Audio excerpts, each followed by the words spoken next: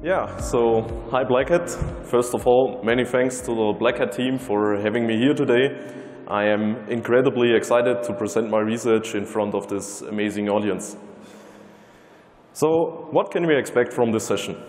Well, as the title suggests, we will delve into the details of Zoom zero-touch provisioning, exploring how it operates and how we can abuse it for remote attacks on endpoints.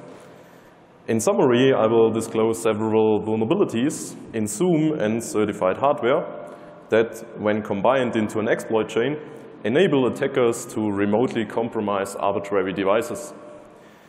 In addition, I will demonstrate the failures of the certified phone vendor, which allowed unauthorized access to highly sensitive information. So welcome to my talk, Zero-Touch-Pwn. But before we begin, allow me to provide a brief introduction. My name is Moritz Abrell, and I work as a senior IT security consultant for a German company called SYS. I have a profound interest in analyzing and hacking nearly everything, and my research has been presented at various national and international hacking and InfoSec conferences. Now, let's discuss my motivation for conducting this security research. As you may already know, the provisioning and central management of phones and other endpoints are often insecure, allowing attackers in the local network to extract sensitive information or deploy malicious configurations. However, these devices are typically located in dedicated and isolated network areas, which limits the attack surface. But with the rise of cloud communication providers, such as Zoom, the situation has changed significantly. These providers have become a fundamental part of our daily work life and are gradually replacing traditional VoIP installations. In certain scenarios, however, a soft client is not enough, and hardware such as desk phones or media gateways are still needed. Considering this fact, I ask myself, how does this work in modern and state-of-the-art cloud communication platforms? Do they face similar problems? And another reason for this research was, if issues or vulnerabilities will be found, it affects a ton of users, and therefore there's a huge potential impact. So why did I choose Zoom for this analysis? Firstly, Zoom offers a feature called zero-touch provisioning, which enables straightforward device deployment. Actually, this works automatically and does not require configuring the device, which sounded very interesting to me. Moreover, zero-touch provisioning is supported by many devices, including well-known vendors like AudioCodes, Cisco, Yealink, and more. And finally, there are lots of devices out there that may be affected if vulnerabilities will be found. So to analyze the provisioning mechanism, supported hardware was required. And for this, I selected the AudioCodes C450 HD IP phone for several reasons. The firmware is publicly downloadable, it supports the zero-touch provisioning, and it can also be used as a generic SIP phone, not limited to Zoom. So after getting the device and the necessary licenses, I started reading the docs and gathering information about Zoom's zero-touch provisioning concept. And after this initial step, I had an understanding of how this mechanism works, which can be illustrated as follows. Firstly, an administrator adds a new device within Zoom's admin panel and assigns a configuration template or employee and extension to this device. Next, Zoom communicates with the corresponding vendor redirect service to initiate the assignment of the device's serial number or MAC address to Zoom's provisioning server. Now, when a phone is started in its factory settings, it contacts the vendor's hard-coded provisioning server URL to check if it has been assigned to a provisioning service.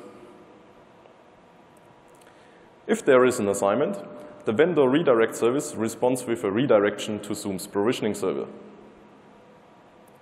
And finally, the phone requests configurations from Zoom, which delivers the necessary configurations and instructions based on the assignment and the configured template. So the first part of the analysis will cover the vendor redirect service. So without further ado, let's get started. A phone in its factory settings sends an HTTP GET request, including its MAC address, to the vendor server with the hostname redirect.audiocodes.com.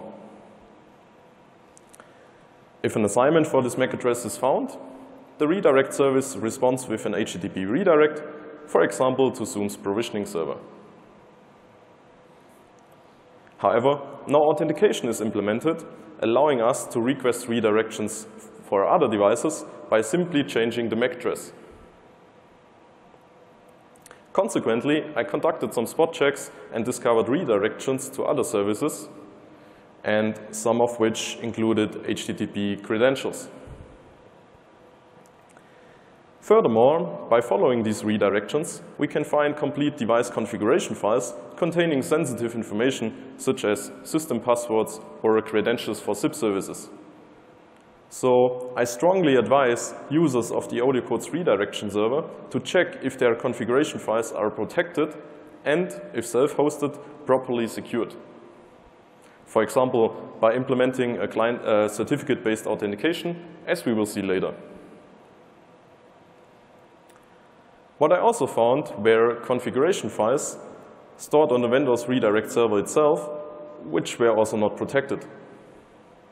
As a result, an unauthenticated attacker is capable of extracting sensitive information and using it, for example, to authenticate against external SIP services, and therefore initiating and receiving phone calls on behalf of the victim. So this first issue, exposure of sensitive information to an unauthorized actor, is documented in our security advisory SYS 2022-53. And by the way, this and all the other advisories disclosed in the session will be published and available right after the talk. All right, so let's continue. During the spot checks, I also came across sensitive values that look like that, which seem to be some sort of encryption or obfuscation. However, for the phone to process these values, it needs to know the encryption routine and the used keys. So to proceed, I downloaded the phone's firmware to analyze it and hopefully reverse engineer the string encryption. And while analyzing the firmware internals and getting an idea of how the system works, I discovered that the functions AC-decrypt-param and decrypt-string from the shared object file libac-des3 are imported into several other essential binaries. So I decided to start analyzing the shared object file libac-des3 in Ghidra. So let's move on and going down the rabbit hole. First of all, the exported function AC-decrypt-param is just a wrapper function for the other interesting looking and exported function decrypt-string. So let's take a closer look at decrypt-string, where a function call is made to ds3crypt after performing some operations on the given parameters and input string. The function ds3crypt, on the other hand, generates an architecture-dependent key schedule and then calls a triple-des function imported from OpenSSL. So in regard to the OpenSSL documentation, we can rename some constants and variables, giving us a better understanding of the function call. And with this knowledge, we can trace back the pointers to the actual key and the IAV location. So here we can see the hard-coded IV and key for the triple-des encryption within the binary libac-des3. Next, I extracted these values from the binary using dd and wrote a small proof of concept script to decrypt the encrypted values. So here you can see the execution of the script and the decrypted password from the found configuration file.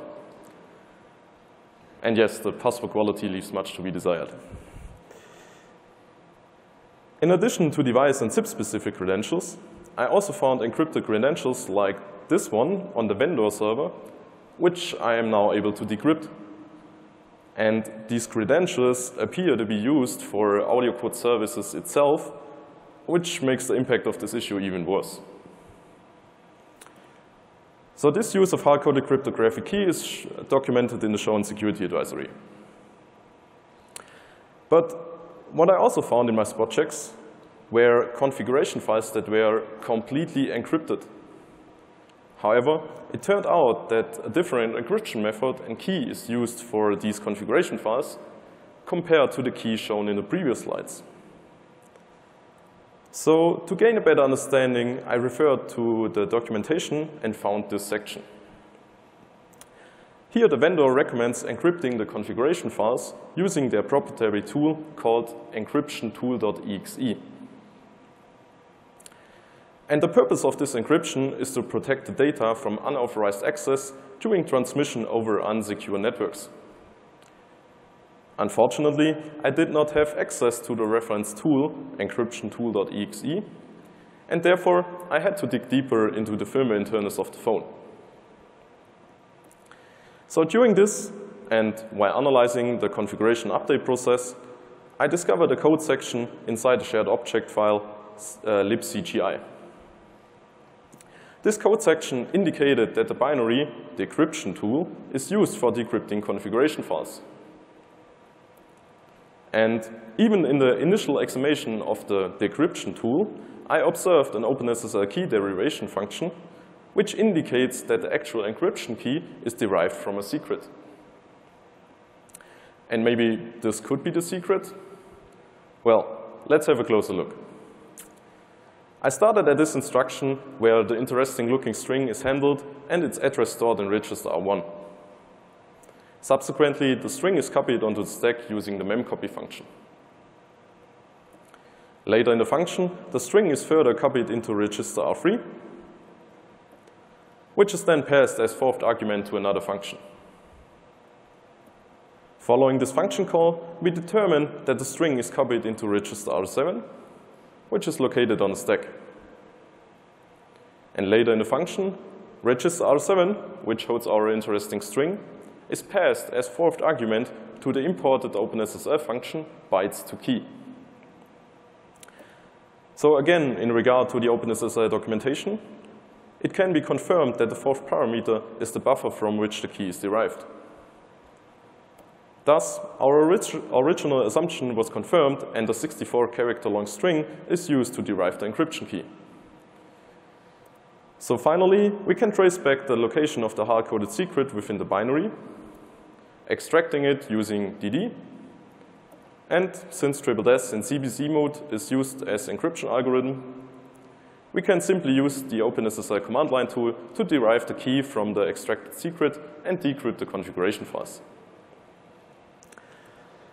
The concerning aspect here is that the vendor recommends using this encryption method to protect the configuration files and transmit them over unsecure networks. However, users are often misled into believing they have a secure solution, leading them to store sensitive information such as passwords within these files. And if the transmission of these files is then also done in an unencrypted way, for example via TFTP or plaintext HTTP, it is easy for an attacker to gain access to this data due to the static encryption key. So with that, we have the second use of hard-coded cryptographic key. So now the vendor redirect service seems to be covered, and therefore let's move on to the stage where a phone requests its configuration from Zoom. Once the phone is redirected from the vendor service to Zoom, it sends an HTTP GET request to the assigned Zero-Touch deployment service. However, unlike the vendor server, Zoom has implemented an authentication mechanism. Actually, it is a certificate-based authentication, also known as mutual TLS. And when we attempt to request the device configurations ourselves, we will get an authentication error. We also can observe this certificate request made by Zoom for the mutual TLS authentication in Wireshark as well. So to further analyze this, I need to obtain a trusted client certificate. Fortunately, since we can enable SSH access on the phone itself and have high permissions on it, we can extract the device's client certificate and use it for our own purposes. So by providing the device certificate, we are able to obtain the phone's configuration. So now you may be thinking, what will happen if we try to request the configuration of other devices? Can we access configurations and, consequently, foreign credentials simply by using the extracted client certificate of my phone? However, I must disappoint you. It's not that simple, and there is more to the authentication process than just adjust the client certificate. In fact, the authentication is only successful if the certificate attributes match the requested configuration, such as the certificate serial number. This means it's not possible to request configurations of other devices unless you possess the correct client certificate.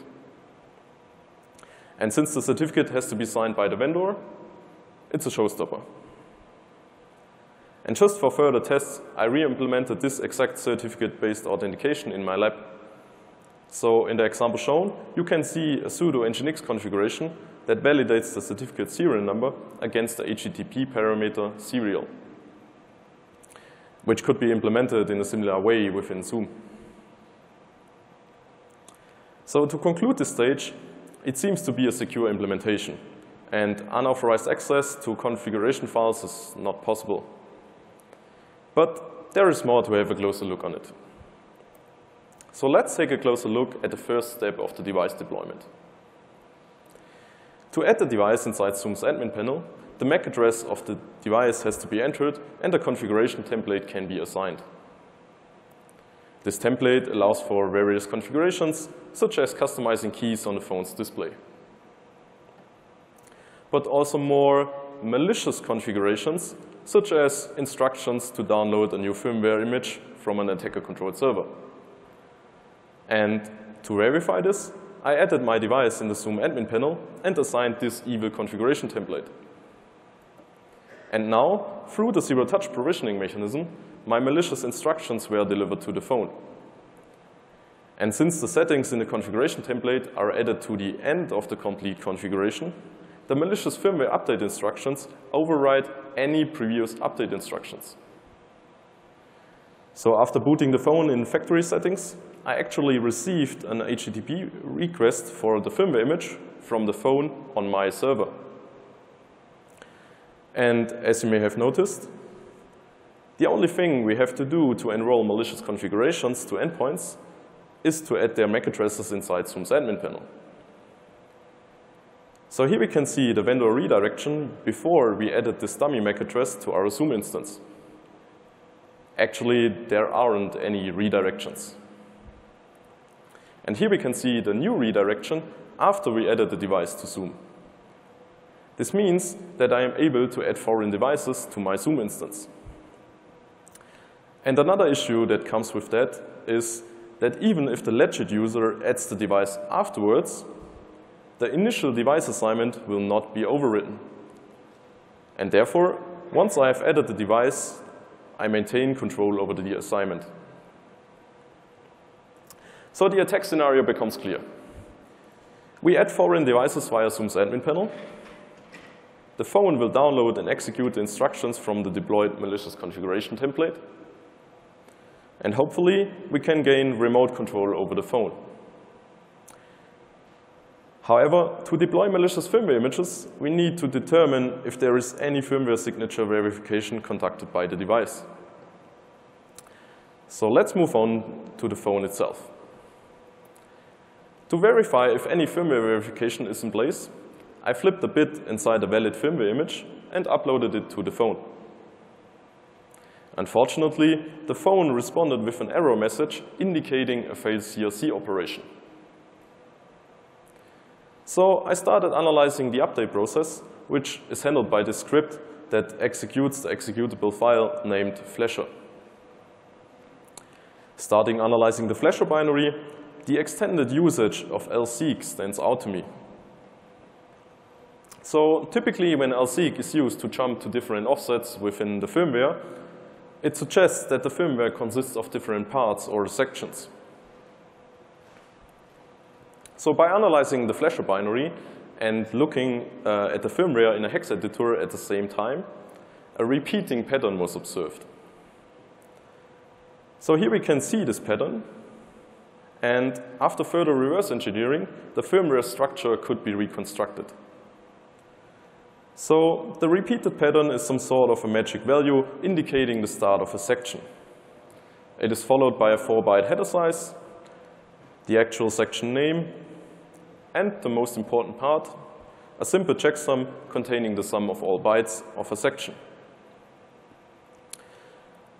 And after the firmware structure is known, the following sections were found inside the analyzed firmware image of the AudioQuotes IP phone. A firmware header containing meta information such as version, build time, and so on. The bootloader, the root file system of the phone, another ext4 file system, the section map of the firmware, an updated version of the flasher binary, some release information, and an end section. So to test my assumption that a simple checksum is used for firmware verification, I extracted the root file system, resized it, mounted it on my local system, and created a small file named syspoc.txt. Then I unmounted the file system, reassembled the firmware image, and most importantly, recalculated the checksum in the root fs section header. Then I was a little excited while uploading this manipulated firmware image to the phone. But in fact, the update went through without any errors, and the previously created file syspoc.txt can be found on the phone. Remember the CRC error? Well, there is no CRC. It's just a simple sum of all bytes of a section. So this missing immutable root of trust is documented in our security advisory sys 2022-55. But to make things more sophisticated, I created this small script which uses Telnet for living off the land and creating a reverse shell to the attacker server. This file is then stored under /home/ipphone/scripts so that it is executed by the phone during system boot. This file is then added to the firmware image as previously seen and provided on my own server via HTTP. The phone's MAC address is then added to Zoom, and the configuration template is assigned which instructs the phone to download and install the manipulated firmware image from my server.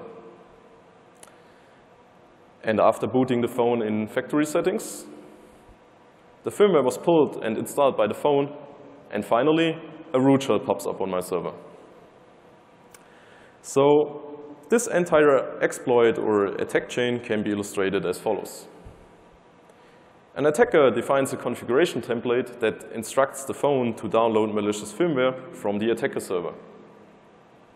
Then the attacker adds foreign MAC addresses via Zoom's admin panel and assigns a configuration template to them. Zoom then creates redirections for these devices at the vendor redirect service. Subsequently, when a phone in factory settings requests redirections from the vendor server, the redirect server responds with a redirection to Zoom. Then the device requests its configuration from Zoom, and the configurations, including the malicious instructions, were delivered.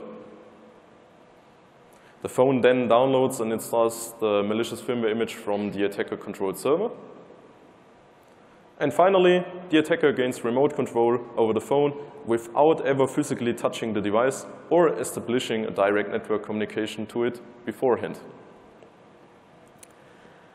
However, manually adding MAC addresses in the admin panel is a bit tough. But there is a nice solution for this as well. We can leverage Zoom's import function to import a list of MAC addresses. So after providing a CSV file containing all the MAC addresses we want to import, they will appear in the devices list and are assigned to our instance. And throughout my research, I did not identify any limitations on the number of devices that can be added, which was also confirmed by Zoom. Consequently, you can import the complete MAC address space from the supported vendors, such as AudioQuotes in our case. This means every time an AudioQuotes device is in factory settings, for example, a new device or a device that has been resetted, can be compromised. So finally, this unverified ownership in Zoom enables and moreover scales the described attack. In addition to gaining the reverse shell, I've added some more, let's say features to the firmware image. For example, we obviously can use the device for eavesdropping or initiating calls on behalf of the victim. So now it's time to discuss the potential attack scenarios. As we have already seen, an external attacker can gain remote control over the phone. But he is also able to eavesdrop, for example, on rooms without the victim noticing. Next, and in my opinion, the worst attack scenario is p-voting. Typically, these devices are located in local networks, for example, in the internal corporate network of your company. And since these devices usually have extensive network communication capabilities, an attacker can tunnel through the compromised devices to attack the adjacent network. In practice, this could involve attacking the company's Active Directory, infrastructure, and launch a ransomware campaign, for example. Additionally, an attacker can build a large botnet using compromised devices. So it's essential to remember that our analysis covered only one certified vendor. Similar issues may exist in other Zoom certified and approved hardware, which may also could be compromised by the zero-touch provisioning mechanism. So what is the state of the vulnerabilities found? For the hard-coded key issues, the vendor implemented functions to define individual secrets from which the actual encryption key is then derived from. Unfortunately, for the missing firmware verification, there isn't a solution provided yet. It is not fixed, and the vendor responded that it is on the roadmap for the end of the year. So what about the exposure of sensitive information to an unauthorized actor? Well, this issue is not completely fixed. The vendor implemented a mutual TLS authentication for the redirect server. However, mutual TLS is optional and not enabled by default. Therefore, I recommend enabling this by yourself. Regardless to that, I again recommend checking if configuration files still remain unprotected on customer servers by their own. But what about the most important finding? The unverified ownership, which enables and scales the described attack scenario. Well, it was a long back and forth. In the end, Zoom mentioned that all forms of a client-side verification, for example, in the form of a one-time password or uploading the client certificates to Zoom to prove the ownership, contradicts the design decision of the zero-touch provisioning. I also advised Zoom that sensitive configurations, such as downloading firmware from foreign servers, should not be allowed. And this was finally implemented and confirmed by Zoom last week. Zoom also told me that they plan to introduce other measures later in the year, such as limiting the number of unassigned devices that can be added or monitoring for abuse. Regardless to that, I have two additional major and general recommendations for you. If you're using Zoom-certified hardware, doesn't matter which vendor it is, verify if there is any redirection in place provided by the vendor redirect servers. Furthermore, they only allow the necessary network communications for such devices. This means if your device do not need to communicate to these cloud services, it should also not be possible. So let me conclude this session.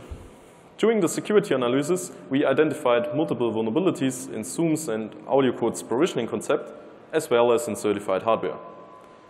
When combined, they can be used to remotely take over arbitrary devices. Given the scalability of this attack, it poses a significant security risk. In addition, we found unprotected sensitive data, such as credentials, which could be accessed even if they are encrypted. And now, the takeaways. First and foremost, devices such as desk phones still have an insufficient level of security. And every time such devices come across to you, especially within exposed or cloud services, you should have a closer look at them. Next, automated provisioning services are lucrative targets for attackers and, if vulnerable, pose a major security risk which should be considered by organizations of all sizes. I would also like to point out that this talk, of course, is not intended to blame the manufacturers involved. Rather, I want to show the risks that can arise when traditional devices, such as phones, are combined with cloud provisioning services.